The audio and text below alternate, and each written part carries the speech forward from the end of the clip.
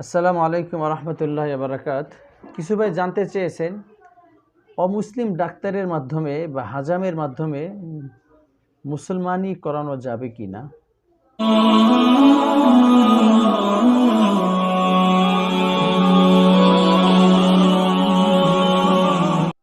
এর উত্তর হলো মুসলমানি করানো এটা একটা দক্ষতার বিষয়।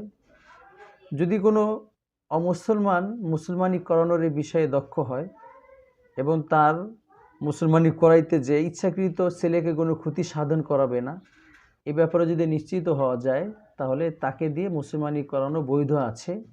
তবে উত্তম হলো এক্ষেত্রে কোনো মুসলমানকে বেছে নেওয়া, কারণ একটি সুন্নত কাজ আদায় করতে গেলে মুসলমান তো বিসমিল্লাহ বলে আদায় করবে, কিন্তু হিন্দু বা বৌদ্ধ হলে সে তো বিসমিল্লাহ বলবে না।